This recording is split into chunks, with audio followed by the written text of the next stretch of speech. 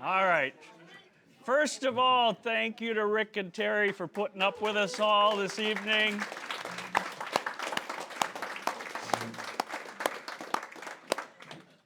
Does anybody have a problem if I put this sign up and you guys all say, Hell no. hell no? Hell yeah. All right.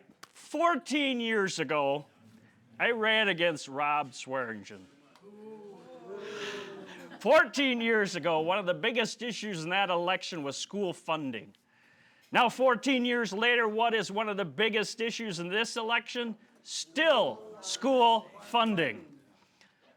Over the last 14 years, he has done basically nothing to make school funding better. As a matter of fact, he's made it worse.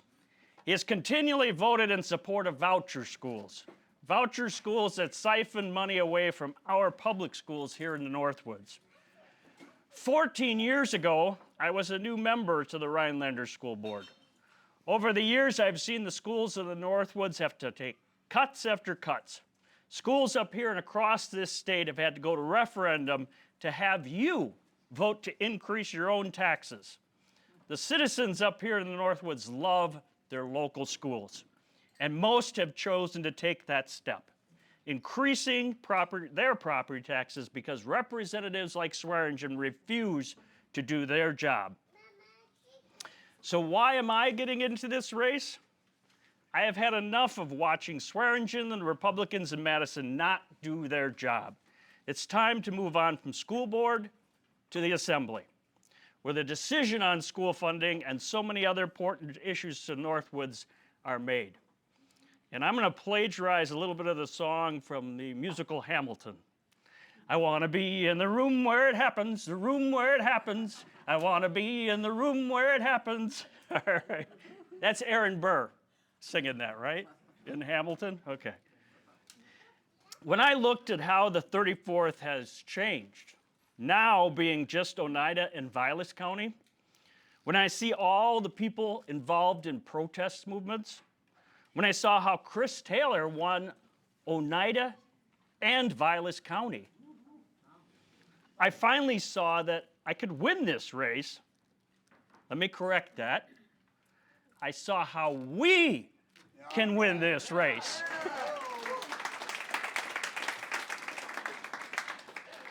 Without your help, I don't have a chance. Working together, I believe we have a real opportunity to overturn this seat being filled by a career politician, good old RS, rubber stamp Rob Swearingen. I have absolutely no intention of being a career politician. I'm too old to do that. I'll be 66 in September, okay? So my career is over. My plan is to win this race, go to Madison and put in the work that needs to be done and make this state live up to its motto, forward. Then hand that torch off to the younger generation. But why me? Why am I running? I'm not the perfect candidate. I'm too old. I don't have the arrogance, hopefully, to be a great politician. Let's admit it, you have to be a little full of yourself to be a politician. And we all know one politician who is way too full of himself. Right? What I do have that I think is more important is the heart and soul needed at this time. So I want to give you a little bit of my background. And we're going way back in the time machine. When I was born, my father was a dairy farmer on a small farm near Waupun. And if you're familiar with the area, we can get even closer, and I'd say I'm from Alto. Anybody familiar with Waupun and Alto? If you aren't Dutch, you aren't much. Just remember that. My father took over the farm from his parents. He was born in the house he lived in his entire life. My father eked out a living as a dairy farm. It was a very small farm. The house did not have running water. When I was young, my father decided to give up farming, and he took a job as a machinist, a union job. Shortly after that, We were able to tear down half the house, put on a new addition, and we had running water and indoor plumbing. And there was much rejoicing. My father worked hard his entire life to take care of his family. My mom was a stay-at-home mom until all of us kids were in school. Then she took on a job that she truly loved as the nurse's aide in a nursing home. Both of my parents were only sixth grade graduates. I don't say that as a disservice to my parents. That was a reality of a lot of the farm kids during that era. I was the first in my family to go to college. I did my first 2 years at what was then UW Center, Fond du Lac, and then transferred to Madison, where I finished my degree, and I graduated in 1982. So if you want to do a little math, you can do a little math there, 82. In those days, I paid for my own education, something that's not possible today unless you take out huge student loans. After college, I moved to the Chicago area. What a culture change that was. Rural Wisconsin to Chicago area. My wife and I, along with our 2 young boys, moved up here to Rhinelander 31 years ago. My wife is from Waukesha, in case you're curious. My interest in politics goes way back.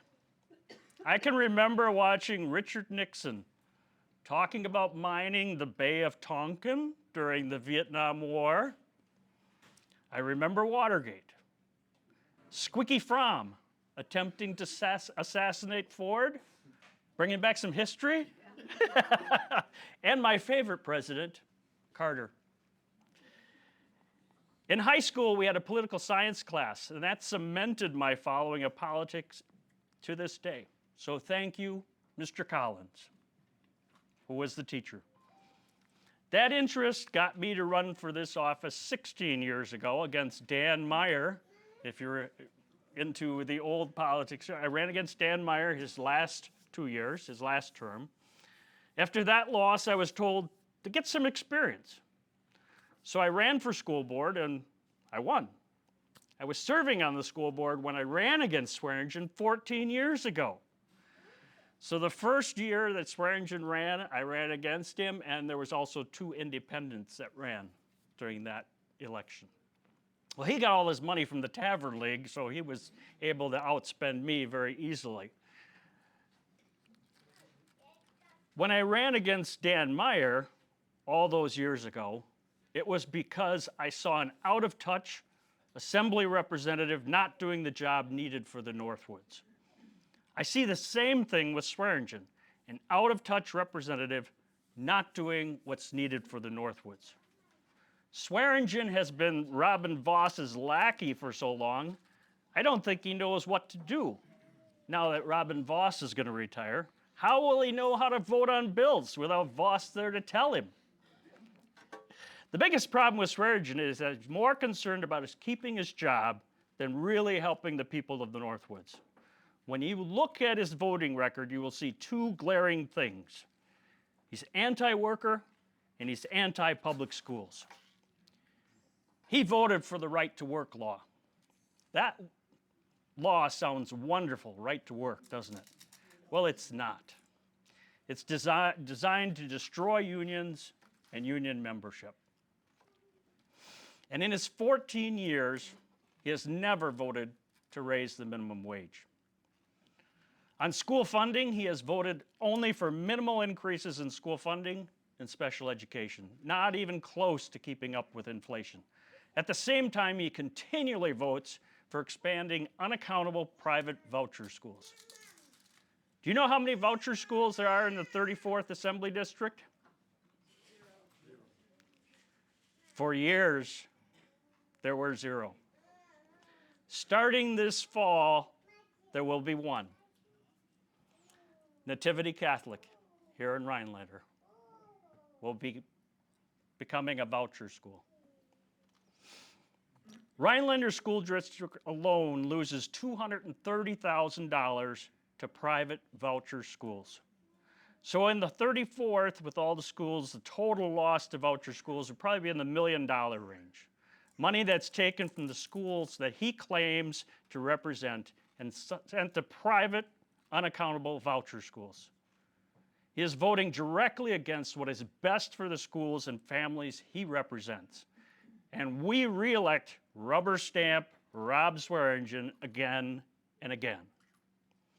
Do you think Swearingen will do anything substantial to help school funding if he gets elected again?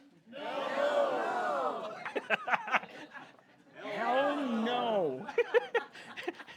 Do you think Swearingen will vote to increase the minimum wage? No!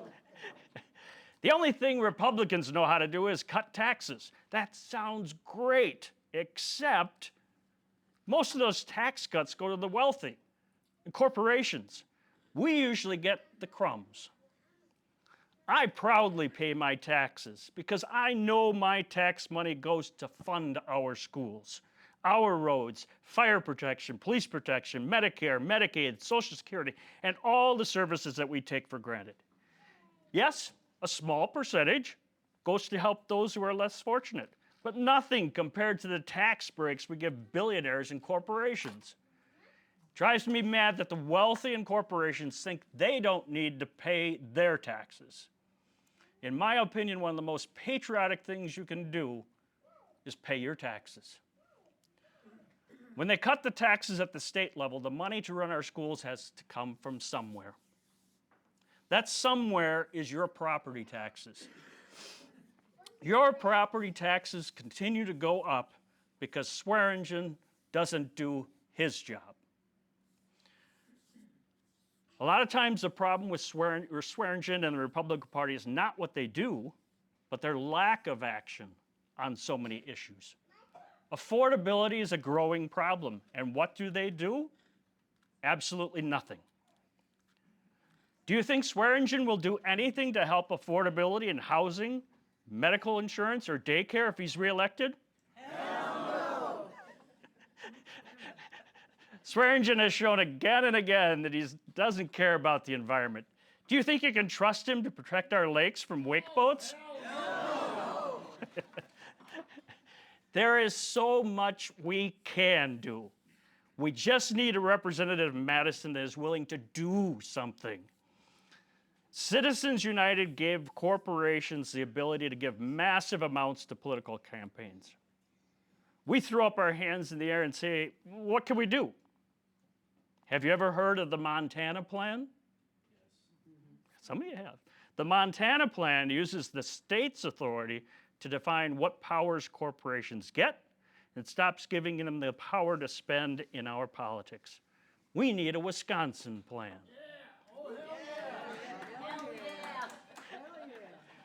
How about being like that liberal bastion North Dakota and open up a state-run bank? Yeah. Have you ever checked out, I'm gonna use a name of one of our governor candidates. Have you ever checked out Kaldecare? Yeah. Probably not. Opening up, what her plan is to open up the insurance program that covers the representatives in Madison, your state assembly and your state senate, and open it up to the public and to public schools to use. Makes sense. Swearingen has been in office for 14 years. Why do we keep re-electing him? We haven't. Because he has an R behind his name on the ballot? It's time for him to realize that that R does not have the same meaning anymore. That R once stood for the Republican Party, the GOP, the grand old party. That party no longer exists. It's been hijacked by an adjudicated rapist, narcissist, misogynist, election-denying, convicted felon. And those are his good points. Those claiming to be Republicans, including Swearingen, stood by and let it happen. Let our Constitution and the rule of law be shredded and trampled on, and it continues to this day. If you don't stand up for something, you will fall for anything, including an orange con man. Swearingen has shown that he will not stand up for the rule of law and the Constitution. Can we ever expect Swearingen to stand up for the Constitution or the rule of law? No. There are so many things I can do for you in Madison. I will stand up for the Constitution and the rule of law. I will protect our lakes and environment. I will make sure that our school funding formula is fixed and we are able to properly educate our children and grandchildren. I will overturn right to work. I will vote to end the school voucher program. I will support all workers being able to unionize. I will tax the wealthy and large corporations. I will work to make housing, daycare, and health insurance more affordable. I will raise the minimum wage. I will vote for a moratorium on data centers. I will legalize marijuana. Now, you're talking to a guy that's been tested at least twice over the last year. Driving a school bus, I got randomly chosen twice to have a drug test, and I can tell you, I passed. So this but we need to bring that home to Wisconsin, the tax money that's being currently given to our neighboring states. I will remember that I work for you, and not the billionaires, and not the large corporations. There is so much at stake with this election. We are watching the American dream slip away, hijacked by the billionaires and the large corporations, while politicians like Swearingen idly stand by. Together we can take this country back, take this state back, and take back the Northwoods. I can't do this alone. I need your help. First of all, I need your vote. There is no primary, so you're going to have to wait a while.